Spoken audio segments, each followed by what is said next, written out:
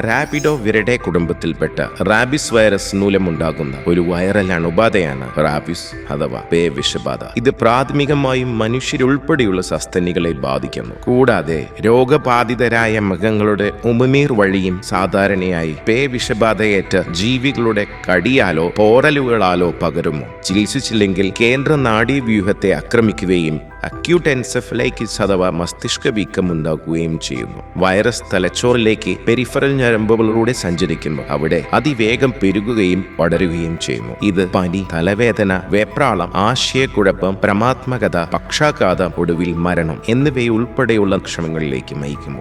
Rabies തെരുവു നായകളുടെയും വന്യജീവികളുടെ വലിയ സംഖ്യയുള്ള പ്രദേശങ്ങളിലും പൊതുജനാരോഗ്യത്തിന് കാര്യമായ ഭീഷണി ഉയർത്തുന്നു. എന്നിരുന്നാലും വളർത്തുമൃഗങ്ങൾക്ക് വാക്സിനേഷൻ നൽകുന്നതിലൂടെയും rabies immune globulin, rabies vaccine എന്നിവ എടുക്കുന്നതിലൂടെയും റാബിസ് തടയാനാകും.